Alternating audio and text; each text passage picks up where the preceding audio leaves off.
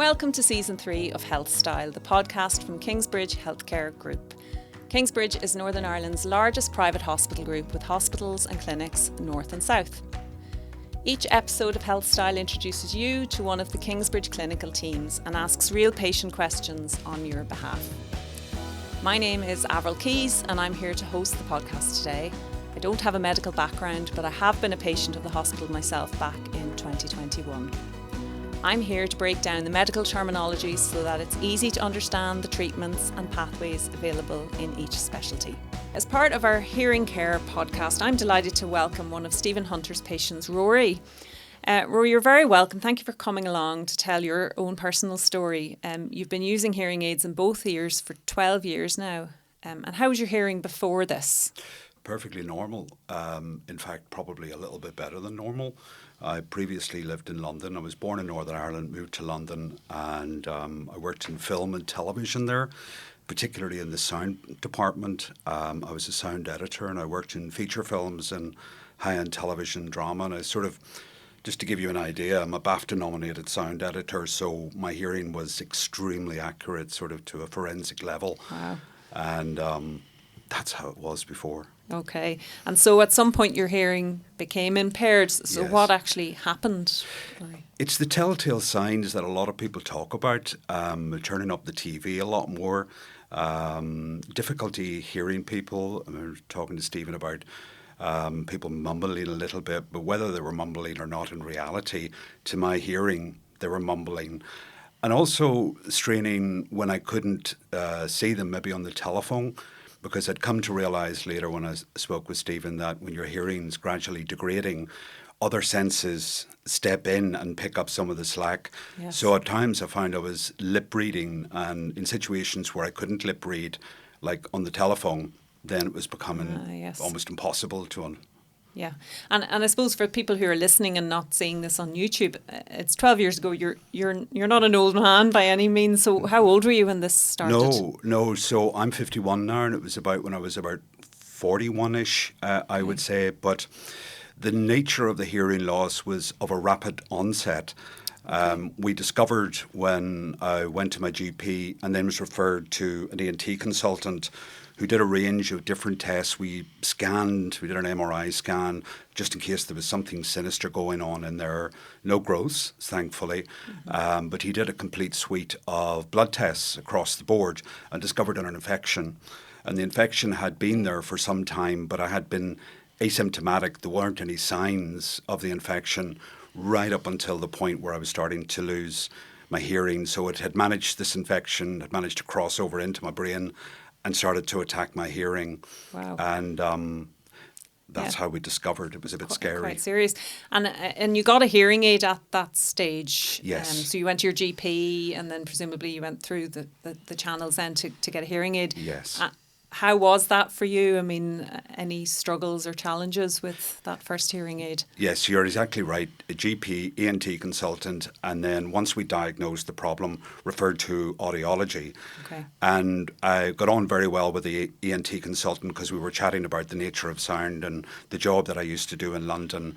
And he sort of gathered from the conversation that, like Stephen, I'm a self-confessed sort of techie nerdy person. Yeah. I love it.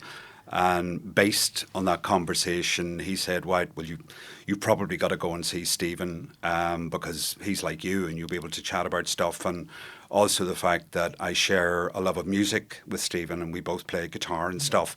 Okay. So in that initial appointment, we clicked straight away. There was much audiology covered that first day. Sure, there wasn't. It was we were talking mutual interest. Yeah, talking about guitars and bands and things. Yeah, we just instantly clicked. I think I don't know about you, but I think sometimes when there is a mutual interest, the patient themselves nearly forgets they're at a clinical appointment at the hospital and just sort of feel the guards down a wee bit. Yeah. It's a wee bit easier to engage then about what the problems are. Yes. Because we don't feel that we're as tense. Did you feel that? Yes, absolutely. It's scary. Of course. There's been a little bit of a problem. It was subtle at the start, but it obviously got to a point where I needed to address it, and that was the diagnosis and then referral So when you go into, any hospital department, a department of audiology, it's very clinical, it's very clean, and you go in there and you're a bit nervous and stuff, and you really don't know what's going to happen. So with Stephen's, I think that's what the ENT consultant, that's why he was saying go to Stephen, because with Stephen's personality, you're able to relax straight away and not worry so much and feel confident that you're in good hands. Absolutely. You're someone who asking, understood your role, because obviously your work was so important. Yes. In terms of hearing, so you needed someone who really got that too. Precisely. And really, in any situation, if you're looking for a plumber, if you're looking for an audiologist, you want the best person that'll do the job. Of course. And the confidence was straight away there as soon as I met Stephen, because the compassion came across, the empathy came across. Stephen doesn't have hearing loss, but it's almost like he did, because he had a full appreciation of the impact of it. It's quite a serious thing, because it's a communication sense. We speak and we hear, and if one of those things is impaired, it can be it is quite compromising right from the start. So you want a solution, and initially... and this was in an NHS setting, I should say. That's right. When, Stephen, you were back with the NHS, so right. The options open to you in terms of hearing aids were maybe not as technology driven as they are now. So what was that like, that first hearing aid that you got? Yes, so basically they offer you what they've got in their toolbox, what their best offering is at the time, and as soon as the hearing aids were fitted and adjusted to suit my hearing loss, things improved immediately. Obviously, I was able to hear people on the phone, and the TV wasn't turned up so loud. But there were shortcomings in different ways. What I found was that at times everything was loud all at once. Walking down the high street on a busy Saturday afternoon, the traffic was roaring. And also difficulty in social situations. If there were more in your natural hearing, the way it works, the wiring is set in place when you're a child, so that you're able to, in a gathering of people, zoom in to one particular voice. When you have hearing loss, that's one of the things that's impaired. And hearing aids, as good as they are, or at least as good as they were 10 years ago, they just can't match that biological function in your brain to decipher all the other voices from the one voice you want to hear. Yes. I was able to function much better because I had the hearing aids in, but I certainly knew I had hearing loss, and I, was impaired. I had a disability. Yeah. And then, so what prompted you to then attend Kingsbridge Hearing Care, at which time Stephen was in that role? What brought you there? Yes, over the years, Stephen had moved on, and obviously I'd still been attending the services that were on offer to me, and it had a few upgrades, and things had improved along the way. But I don't know, I just had a sense that I could do better, or my ears perhaps could do better.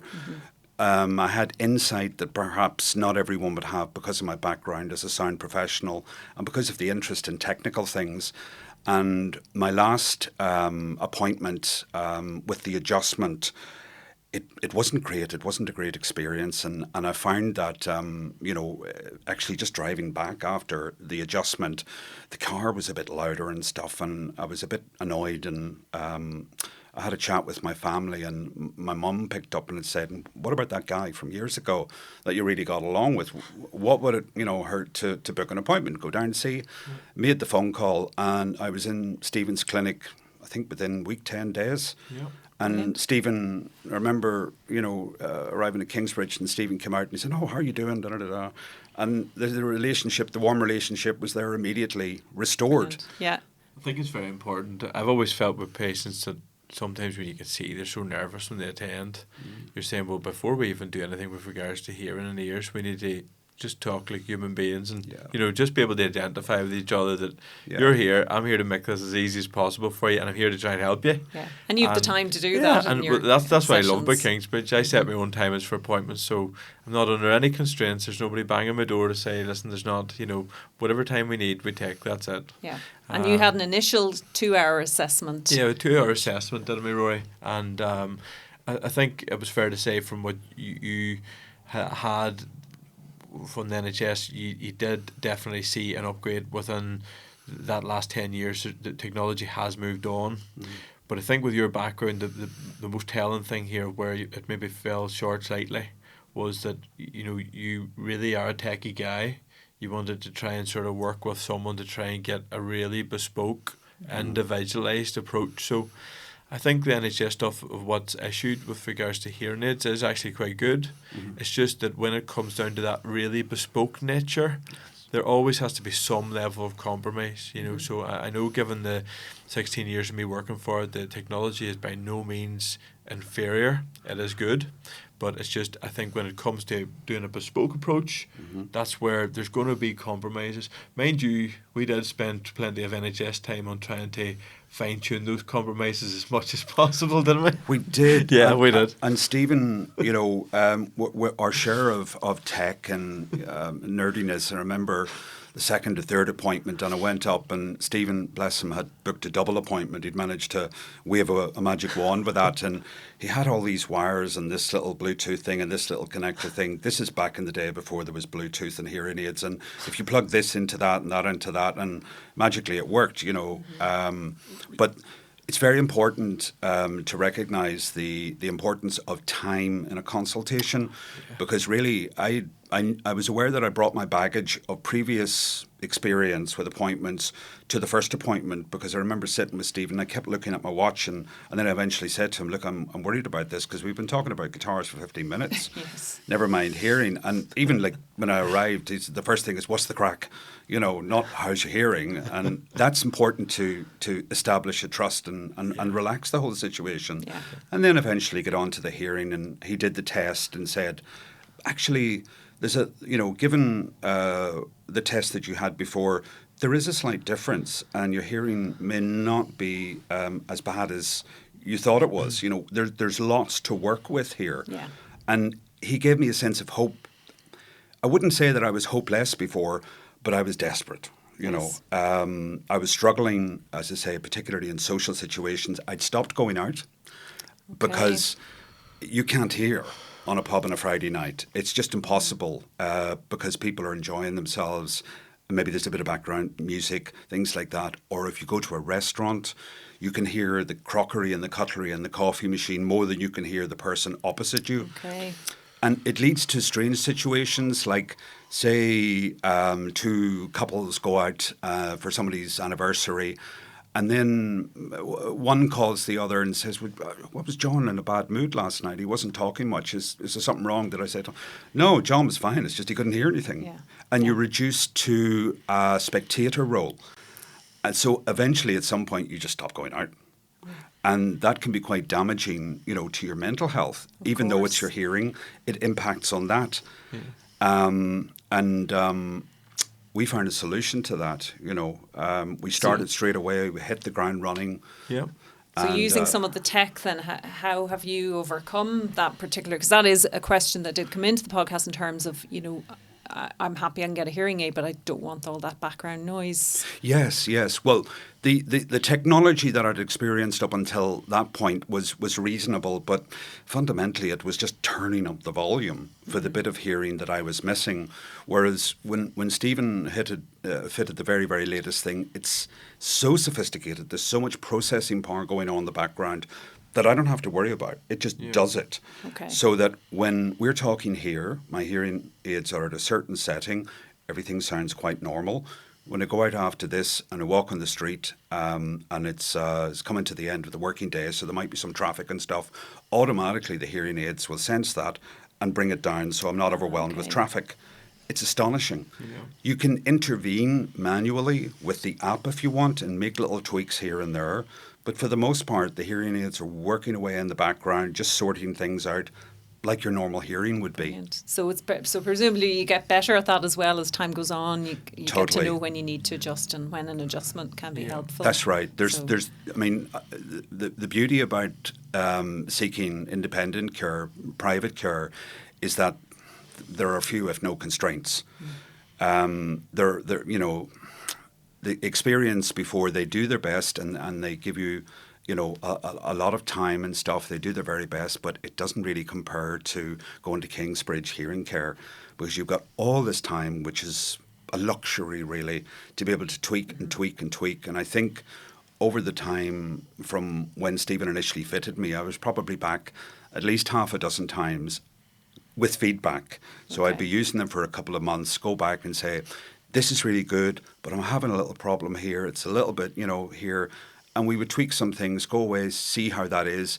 And importantly, wait for your hearing. You've got to give your ears a little bit of time to adjust to the new settings. Okay. Yep. And after a few weeks, when the dust is settled, then you know where you're at. Yeah. And I would say at this point, when did you fit these? 4 or 5 months ago? Yeah, would be about that. Yeah. We've got it nailed. It's That's 100%. And Presumably then Stephen didn't mind you. Rory's really coming- good at giving feedback. Yeah. He's the kind of guy who come into me with a list, or I get an email ahead of the appointment, which is great. Patients think, surely this is a bother. Not at all. Targeted adjustments that are, shaping things more and keeping what the person would like. Yes. You can at least constructively look at that and say, well, we can't do that because this will cause this, or we can do this. Yes. You can really use it as a part of goal setting, really. Yeah. So you were basically giving scenarios where something Yeah. wasn't working for you, and then Stephen was making those Exactly. bespoke adjustments. And there were 2 occasions where the change was so minor that we were able to go into the app, which is very straightforward. You can dive into it as deep as you want, or just superficially make a couple of changes. But one of the facilities that's built in to the app, you just open your phone, open the app, press a couple of buttons. With a prearranged time with Stephen will be in the clinic waiting for the call, and 20 seconds later, Stephen's on the phone. I'm 40 So miles remotely away. supporting you. That's Yes, and he's saying, fantastic. okay, what's it going on? Da da da. No traffic, no Belfast traffic to deal Exactly. with. Yeah, it was just a dream. So from the comfort of your own home. So a lot of patients are really finding that that's useful. That's It's not a replacement for a full appointment, but it's really good in that you're offering some other and people's lifestyles are really, really busy, and sometimes it's hard to get that half an hour at the end of the day to be able to nip up to Belfast to do something. So being able to make a few fine-tuned adjustments, I could see you could see me, we both could hear each other, so it was literally like a Teams call. Yeah. And we were able to connect into the hearing aids via Wi-Fi via your app and make the adjustment live. Yes. So it's really, really cool. He just takes control. You don't have to do anything as the patient. You just sit there. It's kind of like, having a chat on FaceTime or something, or on a regular app. Yeah. He takes control of the hearing aids. You don't have to do anything, and then tweak, a couple of minutes. It's all done, and it's grand. You're just sitting there having a cup of tea. So, for people listening in on podcasts, obviously it's hard to do the visuals, but I'm Yes. looking, I'm very close to you, you're 2 or 3 feet away, and I can't see that you're wearing a hearing aid. So how small are these hearing aids? Honestly, can they're you show me? they're so discreet. Yeah. I'm certainly not a vain person, but one of the issues that I had before, I was quite self-conscious. The type of hearing aid that was fitting had silicone inserts and the tubes. That was the style. I know for some people the hearing loss is so bad that that's what they have to use, and they're limited to that. Mm-hmm. In In my case, the hearing loss was significant, but I was able to move away from that setup to sort of what's current at the moment. There's a very broad selection of colours. So if you're Okay. blonde or brunette or dark haired, you can basically choose the hearing aid to tie in with your hair, grey. And there's no sound tube. The wee tube that normally runs or often runs from the hearing aid down into the ear is gone. It's a tiny wire, and if you want me to take it out, I can show you just how small it is. The hearing aid is very, very small, but importantly, this little piece of wire is so fine that runs down the front of the ear, and then this sits in.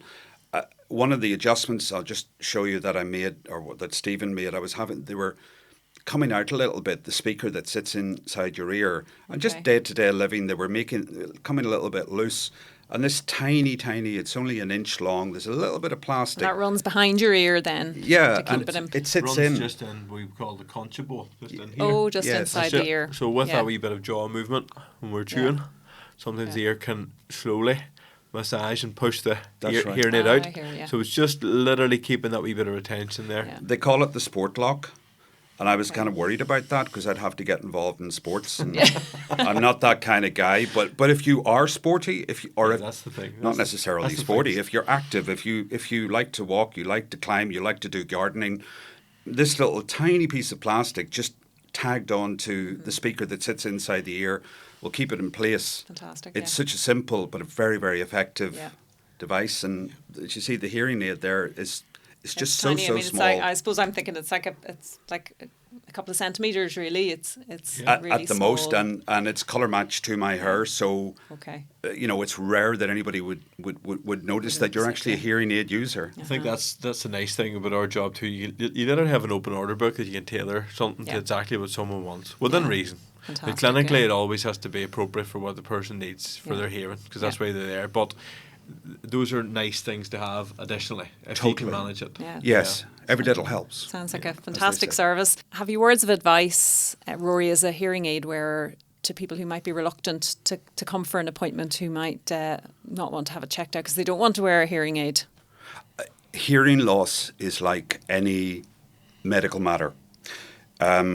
It's best to, if you have the slightest suspicion about any medical matter of your body, whether it's hearing loss or something going on in your body that's changed a little bit, there's no reason to wait, and there's nothing to fear, because you might go and they might say, oh, no, it's wax. There's actually nothing wrong with your ears, and then it's a quick little job to fix it.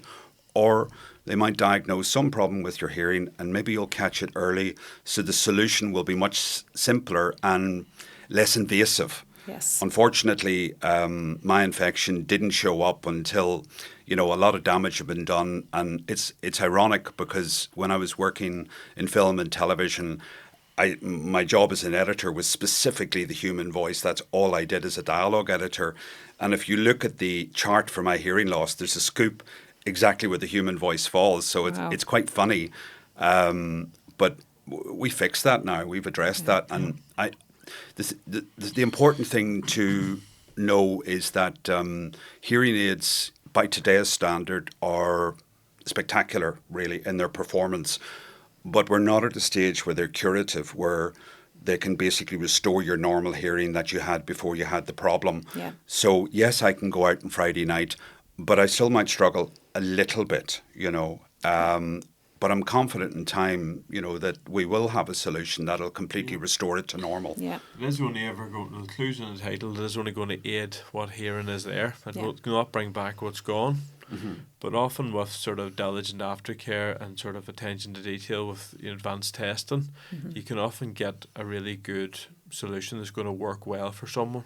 Yeah. And I think people have realistic expectations that attend the clinic. You never came to me looking for a complete cure, but you knew that you were open to trying anything to leave you in any way better able to engage socially, and leave it that the hearing loss was not holding you back. Yes, I would urge anyone that has the slightest suspicion that something's going on. Often, maybe hearing loss is a little bit like mental health. Perhaps the person who has the problem isn't the first to notice. Yeah. Perhaps it's the people closest around them, family, work colleagues or something, that might point out something to them that they haven't noticed because they've been adapting as they go along. Yeah. So if someone says to you, I'm not quite sure if you're hearing me right, or there's something going wrong, just go and see your GP, and maybe your GP will do a couple of basic tests and then maybe refer you and get the solution in place before it gets any worse. There's no harm. I mean, Stephen is... I think it's all about seeking the help, but not having to worry that a person's going to be frog marched to buy hearing aids at the end of it. Not at all. Yeah. Or my job really as an audiologist, if we're being proactive and doing it to the best of my ability, is to at least make people aware of their own current situation in regards to their hearing. Offer advice if that's what they want with regards to hearing aids. If they don't, that can be done at another time or whenever suits them. But it's all about putting the patient in the driving seat. Yes, and getting that information. It's up to you what you do with this information. Absolutely. No, that's great. And presumably then there will be lots more technology will come through in the years to come. Myself and Rory are really looking forward to the next 5 years. I can imagine you'll both be across it. We'll be back doing another podcast. There are also add-ons, assistive listening devices. Is that what that's the right term? Rory has tapped into an additional level of tech called Roger, and Roger comes under a category of what we call assistive listening devices.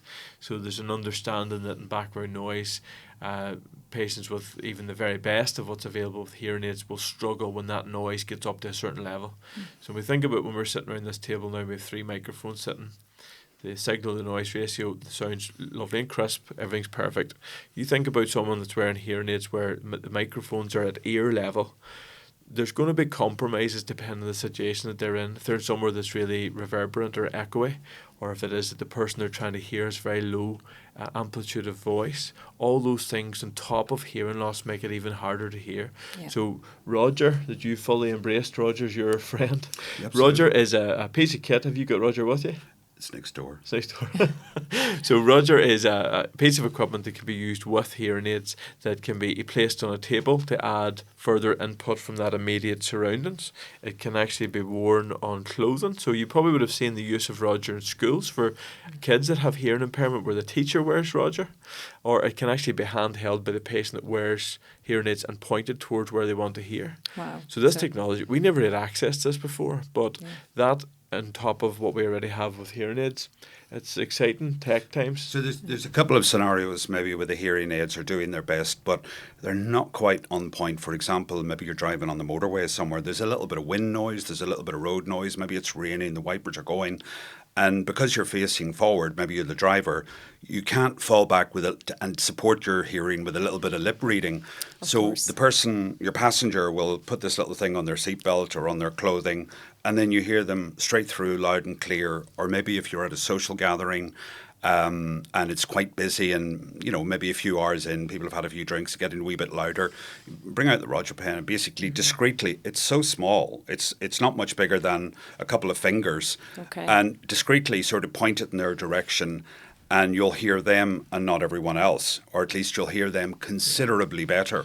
I think the whole benefit from technology like that is if the ears are not able to discriminate as well as what they once were, if the signal that's been sent through to the ears is so much cleaner and more crisp, it means that the ears and the brain working together as a team can really make more sense of what's going on instead of having to filter through or try to navigate what has been said. Yes. You know, and it's not that everyone needs Roger either, but it's more that those are other additional pieces of equipment that can be used with hearing aids to even further help a person, which is great. The Roger has a little stand, and you can put it in the stand, and the stand's plugged into the TV, so I can have the TV streamed directly into my ears, but also have the microphones working at the same time. So if with company, you know, we're talking about a movie or something on TV, that still works. Yeah. And the seamlessness of the switching over. So if I'm watching the TV and the Roger's streaming into my ears and the phone, I get a phone call, I can talk for 5 minutes, hang up the call, instantly it goes straight back to the TV. Or if I'm listening to some music on the phone, some streaming. And I have to say, for such tiny devices, they're so small, and the little speaker that goes in your ear is so small. The reproduction of music is absolutely outstanding. It's stunning. Fantastic. And again, if you stop the music and you go back to the TV, it's all automatic. It all happens in the background. There's no stress at all. It's fantastic. Well, it's powerful testimony, especially from someone who has had sound as part of their life from a very early age and as part of your career. Yes. So it's been. I think that's one of the things that's supported our ability to find the best possible solution. If you're able to communicate with your audiologist, as close as you can get, the precise nature of the problem that you're having when you have follow-up appointments. Stephen, might find it a wee bit difficult to work with if I arrived at him and said, well, they sound a bit fuzzy. What does that mean? You can be quite specific. Yes, but not necessarily in using scientific or audio words. I can just say, well, so let's say when I'm walking down the street and I'm with someone, this is happening, and we're able to make an adjustment. Like in these hearing aids in the app, there's a setting called 360. It's 360 degrees. So ordinarily, the hearing aids would default to listening to whatever's in front of you. But if you're going for a walk with someone, you're in the park, or maybe if you're even just sitting on the sofa and someone's on your left, you can select that setting, and then the hearing aids can encompass the sound that's around you, and you can hear them properly. Yeah.